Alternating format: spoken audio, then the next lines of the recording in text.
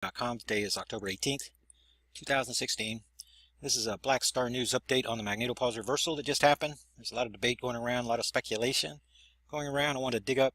I promised you guys in that first video I was going to get some more information that helped us to understand precisely what happened. Before we do that, we're going to go back in history just a little bit. And we're going to look at the magnetopause reversal, and the date here is going to be 3/12/2012. And to look at that better, then this is the daytime side, the sun's over on this side, and this is a reversal. This is what a real reversal looks like. Now, where were we in the solar system at that time? March 12th. So I've been going through a lot of dates here. And we're going to have to make our way back to, we're going to go back to the 60s in order to find more data. Holy cow, I don't want to go that far into the future. Hold on a second. Okay, I got us on March the 12th, 2012. And where the Earth is, March 12th, 2012. Let's turn the solar system around and note that we are between, the Earth is between the Sun. Get these planets separated just a little bit more here. And some people are using lower resolution, so they're asking me to leave the planets kind of high. Okay, this is 1 year and 1 day after Fukushima, and the projected date for the alignment was on March the 20th, right here. So Earth passed between the Sun and Black Star on March the 20th with Guerrero. Go back to the 12th, and Earth is getting ready to pass between the two stars. Now this creates the environmental conditions where the magnetic portal connection running from the Sun to the Earth and the magnetic portal connection from the Black Star to the Earth is getting ready to pass through the primary star-to-star magnetic portal connection. That causes magnetic portal connection convergence, that causes sprite formation, and then a highly charged ionic cloud was pushed between those converging portals back towards Earth. That created the mystery Martian dust storm in the southern hemisphere of Mars at the same time that Earth's magnetosphere was doing this. Now this is a Black Star related magnetic magnetosphere reversal, a true reversal. This happened for 28 hours. This is nothing like what we are looking at today. So let me minimize this, and then let's go into the future to whenever the predicted event, the recent event from 2016 took place. This took place on April the 23rd, and I can show you here. Let's see if we have the right one here. This is the one from March the 12th. You can see the subatomic particle flows coming through. Mars is over in this direction. It's experiencing a Black Star induced mystery Martian dust storm, and that scientists still can't explain because it happened on the nighttime side. Now, April 23rd. Oh, this is the recent one right here. Where is the one? Let me pull that up for you. I thought I had that up. Okay, this is a report on the event. Notice the date, April 24th, which was the next day. This happened on April 23rd, and it goes through the stunning and terrifying event taking place. For 2 hours today, Earth's magnetosphere collapsed. This is another predicted event that took place, and we can look at where Earth was on that date. We're going to go to April. This is 2016. We're going to go to April 23rd on the day that this happened right here. Okay, where are we in the solar system? Notice that we are farther left in the orbit diagram. It's later in the year. We're between the Earth and the Virgo constellation. At the same time, I'm tracking the Black Star in the Virgo constellation. So then we had another magnetopause. It was characterized as a collapse on this cycle because we only had 2 hours of data. We had to reconstruct the data from 2012 because NASA was caught scrubbing the information.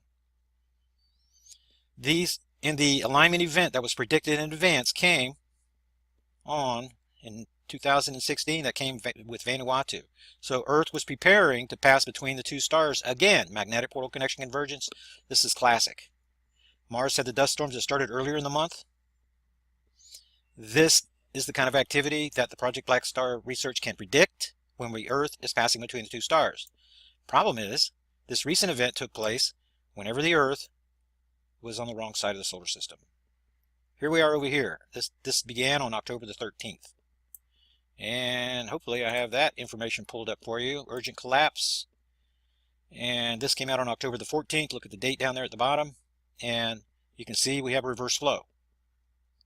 But, like I just showed you, Earth is in the wrong place. But here is what I want to show you here. And this was the substance of my report. We had a level 2 geomagnetic storm sending subatomic particle flows, high-speed flows, that were compressing the bow shock of Earth's magnetosphere, sending these subatomic particles coming around at the same time that the moon is moving into Earth's magnetosphere. Now, what happens in this case, this is the obstruction. I think in the previous video I said Earth was the obstruction. The moon, here comes these highly charged, high-speed subatomic particle flows that interact with the moon and create these swells. This is eddy formation, fluid dynamics. Very simple 101, basic fluid dynamics. And this is exactly what we had here with the magnetosphere, with these subatomic particles.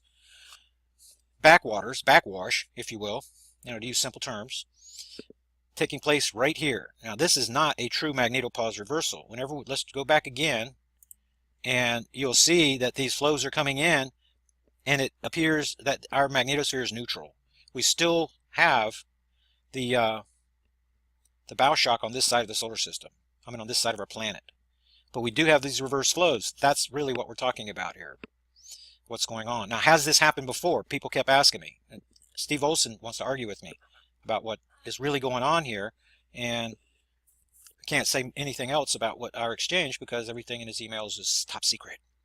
But what I did was I went back and I looked for information. We're going to get to that in just a second. What I want to go to is this report right here. This is to the Committee on Space Research. This is a report, the 9th meeting, Vienna, Austria, May of 1966. And I looked through this information, and what I want to show you begins on page 51. The link to this is down there in the description box, so that you guys can kind of follow along with what's happening. There's lots of big technical terms here. They're describing an anomaly made by the University of Iowa and using this Engine 3 satellite. Mid-latitude profiles electron population, low altitude region of the outer zone energies, blah, blah, blah. And they talk about an event that's going to cause change. This change occurred during the magnetic storm that began on June the 6th, 1963. Okay, these dates are really important in reading the report. A lot of times they just say November 1961 or something, but there are a few places where they do actually give us the dates here of the storms. That's what we're looking for. So what we're going to do is we're going to go to Solar System Scope, because this is whenever they're taking measurements at the same time of Earth magnetosphere, and this is in the chapter on fluctuations with the magnetosphere. This is what this section of this very long report is about. So let's stop the train and let's go over here, and the date that we're looking for let's see here, let's go back to my paper, get a little bit ahead of myself here, when the change happened. The type of things, so we didn't have a lot of YouTubers running around keeping track and making reports like we do now. June the 6th, 1963 is whenever the change happened. So let's go to June the 6th, 1963 and see if there are any similarities to what we are talking about right now. We got to go back in time a bunch of years. Let's see here, 1963, almost there, here we go.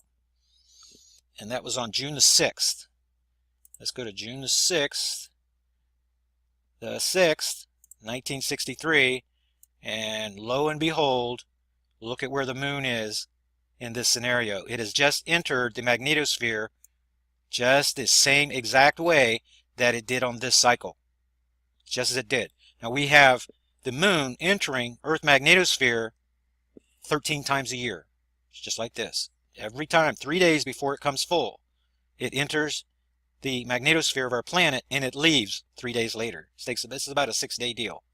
This is coming behind us. So you're seeing reports that these fluctuations have continued. And they have continued because the moon is still in the magnetosphere. Okay, so I would expect the same thing to happen back then whenever we had a storm, a solar storm, interacting with Earth's magnetosphere at the same time that the moon is coming in and creating these eddies, this backwash. And these, if you read this report, you're going to see that they are using satellites and they're using the weather balloons, and they're also auroras that are being formed here. Combination of things. It's going to be from the increase in the solar wind activity and Earth magnetosphere reacting to it that causes these auroras. And this scenario is exactly the scenario that we have with the solar storm and the moon entering the magnetosphere. So this is one of the reasons I had to go so far back in time, because we only have 13 opportunities each year, and there has to be the start of a solar storm on the day that the moon enters, and that's when they're going to get these wild fluctuations. Okay, the next example, see, I've got the document here. So that's the one from here. And then when we go to page 69 of this report, let's head over there right now. Whoops, this is the wrong report that I keep pulling up. I'm going to have to show you something out of that a little bit later. Oh yeah, that's in the web browser right here. The next page is page 69? Yes, it's going to be page 69. 57. It's page 69 right here. And what we're going to find out is that there are a similar set of circumstances.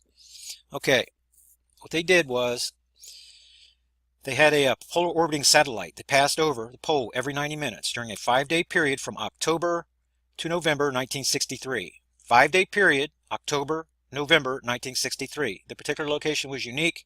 They're going to talk about the aurora zone, which each passes through the satellite. The particle detectors are sensitive to electron energies. So there's a lot of technical data here. See the balloon observations that they're making? Okay, so extrapolating, so these are not exact dates here, but we know it's a 5-day period and it began in October, so we're going to go to October the 29th. Let's go to October the 29th. That gives us 2 days in October and 3 days in November. That's going to be a good average. And let's take a look at where we are. This is October 29th, 1963.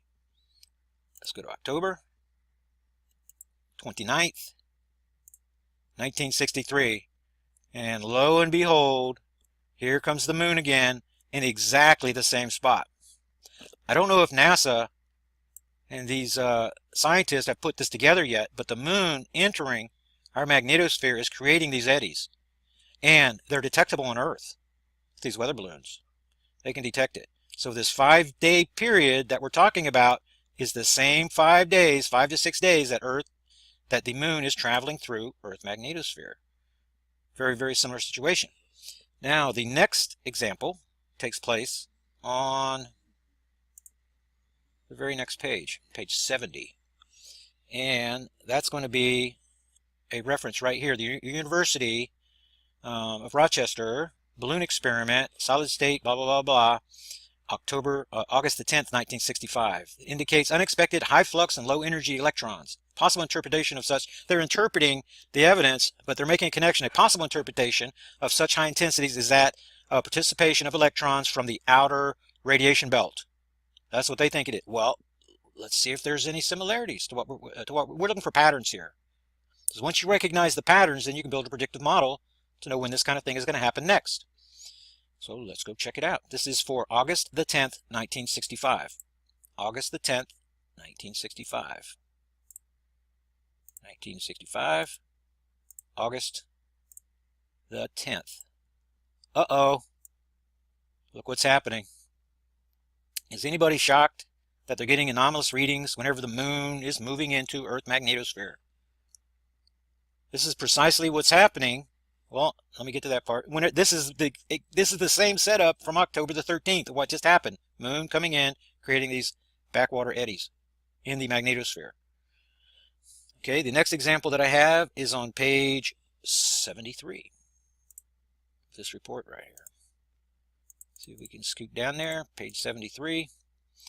Could have done a little more preparation and made this a better presentation. Put everything together, and I saw the pattern. I'm like, man, I want to share this with everybody.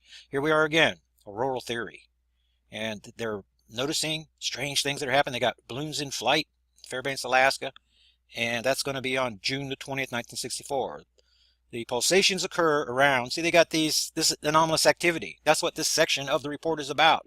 They're trying to explain anomalies. And that's, man, I love anomalies. When strange things are happening people can't explain, go in, find the pattern, come up with a solution. So this information, the page numbers we put in the description box down below. You guys can read through all the information. Some of you guys are like physicist types. You can read all the data about these subatomic particle flows, electron fluxes, and things like that. But these are the variations that these guys are talking about and the observations, and they're trying to match their known science with their observations. That's precisely what I'm doing in the Project Black Star investigation. So the date here is June the 20th, 1964. Let's go and look. June the 20th, 1964. 1964. And we want to go to June, and we want to go to the 20th. And lo and behold, here's the moon again, getting ready. It's passing in to Earth magnetosphere. So there is a pattern in the historical evidence of strange fluctuations with the magnetosphere, with auroras being formed, strange stuff happening. And I read to you in the report that it's when the moon is crossing through our magnetosphere that strange things happen. So this is a strange anomaly, but this is not something that is going to be Black Star related, not directly Black Star related. Of course, maybe the environmental conditions are being amplified because the sun has reduced solar output because of the black star. Maybe it's magnifying this eddy formation that's going on. But this is another example. They're seeing anomalies. Here comes the moon, getting ready to pass. Okay, the last series of examples, they take place on page, I think I'm missing one here, back on page 51, but we don't really need it. I think I've shown you guys enough. Okay, let's go back to page 61. There's something very interesting going on here on page 61 that caught my attention. Let's go up a little bit, back to page 61, see what they were talking about right here. And this strange activity is going to start on the studies APO group polar orbiting satellite that they're using, showing a 27-day periodicity in the intensities of trapped electrons. And that's what we're talking about here from these flows. Okay, this effect was seen for 4 sequential solar rotations beginning October the 6th, 1963. So let's go to October 6th, 1963. See if we have October 6th, 1963 is what we're going for. October 6th, 1963. Uh-oh. Here we are again. The moon is, this is whenever this anomaly started, the moon is passing through the Earth magnetosphere. It has a leading edge on this side that it comes into and has a trailing edge on the backside from the perspective of the moon. Coming in and passing through. 6 days. Okay, let's go back to the report. Okay, so they began in there for 4 sequential solar rotations beginning October the 6th, 2000. Okay, so what I did was I added the number of days, and we want to come back over here. We added the number of days, so we want to go 27 days in the future, and that's where one of these documents, oh yeah, this one. Because the equator of the sun rotates quicker, just over 24 days, and the pole like 31 days, but there's an average here. And this average, from my research of the sun, this has to do with sunspot activity appearing primarily concentrated 30 degrees above and below the sun equator. That's why you're getting closer to the 31, not all the way to the 31, but you're getting, but this, the time intervals between disturbances of magnetic field bursts, in many cases, are about 27 days. That's going to be because the source is going to be not exactly on the equator. It's going to be a little bit above or a little bit below the solar rotation period. So keep that number in mind, because that's the same number that we just got from the report. So that kind of makes sense. So what I did was, let me go back to the report and show you that that was of a 27-day periodicity. And that's when these intensities of trapped electrons came by. So we go back over here and we go forward from June the 6th, 1963. No, I'm sorry, October 6th. This should be October the 6th. Yeah, I'm getting a little bit ahead of myself here. October the 6th, 1963. Now this is at a time whenever they started making these observations that the moon was exiting the magnetopause. So let's go into the future to November the 2nd. Let's go that 27 days. Let's go to November the 2nd right here. Bam. And you can see that this activity is intensifying again when the moon is inside of the magnetopause. Okay, let's go 27 days into the future, and that's going to take you to November the 29th. And lo and behold, there's the moon again. It's very similar to what the position that we see it right now. This is when the intensification of the anomaly took place, because it coincided with what's happening on the moon as it's coming around, on the sun, and with the moon and its orbit around the Earth. That's where the number 27 is going to be the average. That helps to establish the pattern. The next date is going to be December the 27th. And December 27th, this is the last time that they recorded it. And here's the moon, same position. This is the position 3 days before it was full that we are in whenever October 13th came. So let's go look at the date and see where the moon, which I showed you in that last video. Let's go back and look at the date of where we were. I know it's a bunch of years. Be patient with me. Here we go. October 2016. There we are. And on the 13th. Here we are again. Does this look familiar to anybody? The moon, the Earth is coming through. And my original statement with Steve Olson was that if this is, because Uranus is back here, before I ever got into this moon study, then the triangle here between Uranus, Neptune, their magnetic polar connections with the sun, the Earth interacting, it looked like that this could be, especially when you have another set of magnetic polar connections to those planets coming from the black star that's over here in Libra, okay, coming around this way. So whenever I had only heard about the magnetopause reversal, Steve Olson calls me on. I didn't really have the time to do the research on it. That appeared to be that was going to be the solution. It is not the solution. This is the solution. The moon sweeping through, creating eddies, magnetosphere. The key here, the same time of the level 2 geomagnetic storm. So you had high-speed subatomic particle flows racing by the Earth, compressing, and that's like turning the river on quicker. The waters are coming by faster and faster and faster, amplifying this eddy influence. This eddy formation that's on the back of the swinging around on the back of Earth magnetosphere. So what's going to happen? What's going to happen in the future? I'm very confident that this is right. This is going to be the right answer. And it's like my research in magnetic portal connections, their interactions, the magnetic portal connection convergence, portal cross-firing, sprite formation, ionic cloud formation. This type of research is not being carried out by anybody else to my knowledge. The interactions of magnetic portal connections. NASA is still at the foundation level of just letting you know they exist, telling you the different kinds of internal conduits and things like that. I haven't seen one paper on interactions, solar flare activity caused by the sun's defense mechanisms when it senses these interplanetary shock waves that are created. There's a source of interplanetary shock waves that's also disturbing Earth magnetosphere. That's going to have to do with these interacting magnetic portal connections. So if anybody from NASA, anybody, these smart physicist type people, there is something there for them to dig into. There's also something right here with the way that the moon is interacting, and especially during a level 2 geomagnetic storm. This eddy formation, this needs to be written about in a big NASA paper by somebody like Dr. David Morrison, somebody that has credentials, letters, and things like that. People that are not doing the research like I'm doing to try to explain these things, but somebody that has, more pull with the rest of the world than I do. They need to be reporting on this because there is a pattern. There's a historical precedent. I'm showing it to you in these reports, these anomalies that have taken place in the past. So this is definitely going to be the answer. And what does this mean for the future? This is what it means. There's an article that I need to pull up for you.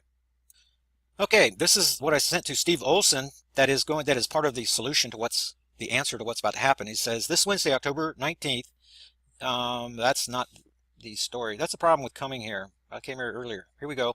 A high-speed solar wind stream hit Earth's magnetic field on October the 16th, sparking an intense display of auroras over blah, blah, blah, blah.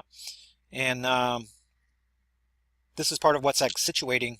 This is still, okay, Earth is still inside the solar wind stream that created this display. You see, this is one of the symptoms that appeared back in the 1960s. These auroras were formed during the storms and Earth fluctuation in the magnetosphere. All the components are there. Somebody's going to dig it up and share it. Earth is still inside the solar wind stream that created this display, and the increased pressure of solar wind on our planet's magnetosphere could spark more polar auroras on the 18th. That's today.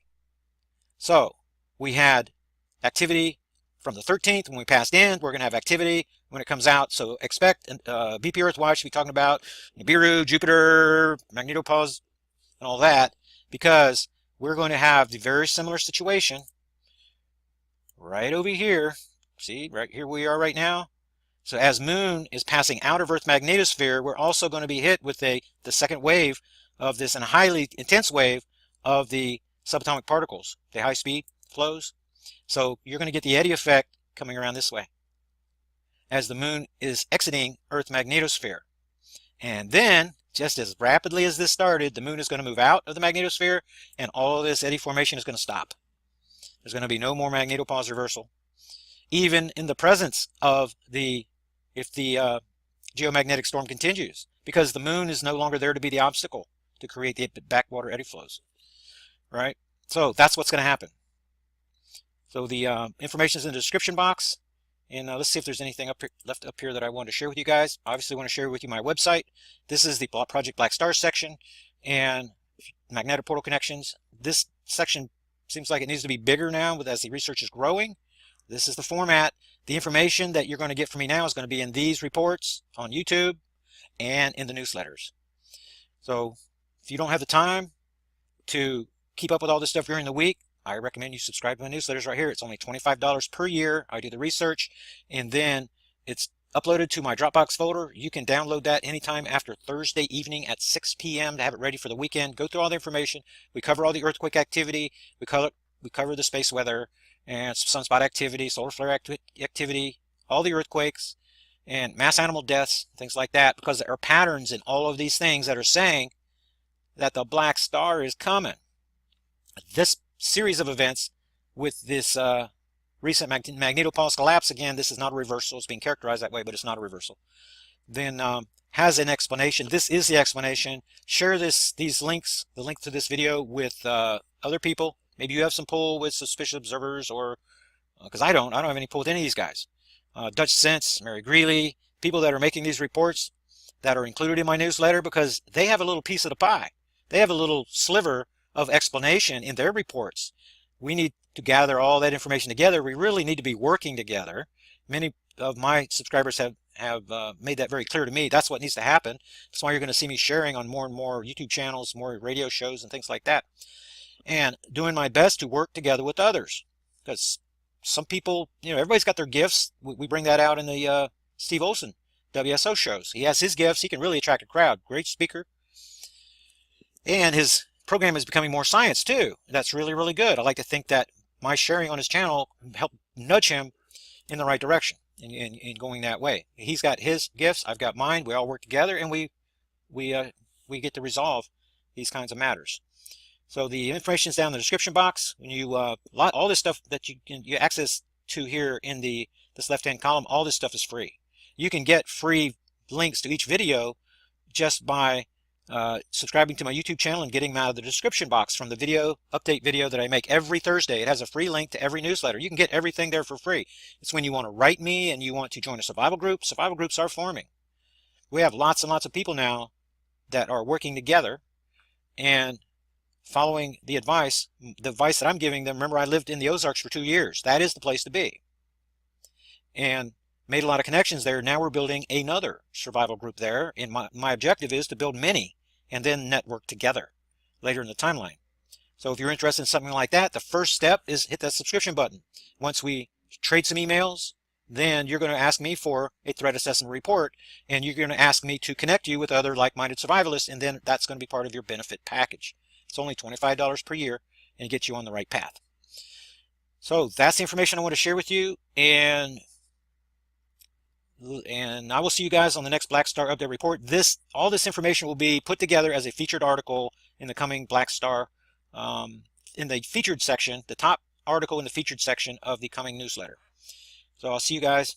Thanks again for you guys' support. There's been a lot of support lately, and you guys are encouraging me to dig deeper and deeper and to do more and more and more and making these reports. And I appreciate you guys' support very, very much. And you guys are my inspiration, and I'm going to stay on the case. Thanks again. I'll see you on the next Black Star Update report. Hello, YouTube and newsletter subscribers. This is Terrell from Terrell3.com. Today is October 18th, 2016. This is a Black Star News update on the magnetopause reversal that just happened. There's a lot of debate going around, a lot of speculation going around. I wanted to dig up. I promised you guys in that first video I was going to get some more information that helped us to understand precisely what happened. Before we do that, we're going to go back in history just a little bit. And we're going to look at the magnetopause reversal, and the date here is going to be 3/12/2012.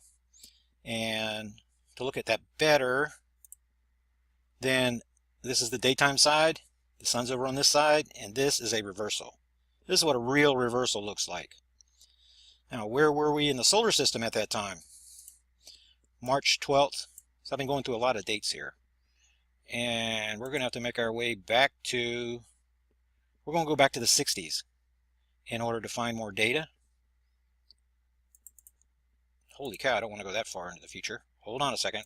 Okay, I got us on March the 12th, 2012. And where the Earth is, March 12th, 2012. Let's turn the solar system around and note that we are between, the Earth is between the Sun. Get these planets separated just a little bit more here. And some people are using lower resolution, so they're asking me to leave the planets kind of high. Okay, this is 1 year and 1 day after Fukushima, and the projected date for the alignment was on March the 20th, right here. So Earth passed between the Sun and Black Star on March the 20th with Guerrero. Go back to the 12th, and Earth is getting ready to pass between the two stars. Now this creates the environmental conditions where the magnetic portal connection running from the Sun to the Earth and the magnetic portal connection from the Black Star to the Earth is getting ready to pass through the primary star-to-star magnetic portal connection. That causes magnetic portal connection convergence, that causes sprite formation, and then a highly charged ionic cloud was pushed between those converging portals back towards Earth. That created the mystery Martian dust storm in the southern hemisphere of Mars at the same time that Earth's magnetosphere was doing this. Now this is a Black Star related magnetic magnetosphere reversal, a true reversal. This happened for 28 hours.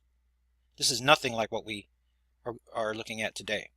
So let me minimize this, and then let's go into the future to whenever the predicted event, the recent event from 2016 took place. This took place on April the 23rd, and I can show you here. Let's see if we have the right one here. This is the one from March the 12th. You can see subatomic particle flows coming through. Mars is over in this direction. It's experiencing a Black Star induced mystery Martian dust storm, and that scientists still can't explain because it happened on the nighttime side. Now, April 23rd. Now, this is the recent one right here. Where is the one? Let me pull that up for you. I thought I had that up. Okay, this is a report on the event. Notice the date, April 24th, which was the next day. This happened on April 23rd, and it goes through the stunning and terrifying event taking place.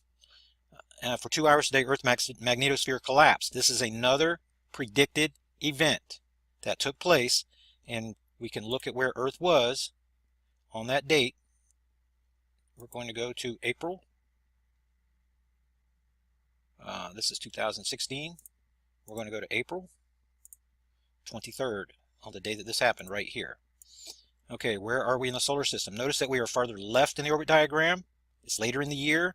We're between the Earth and the Virgo constellation. At the same time, I'm tracking the Black Star in the Virgo constellation.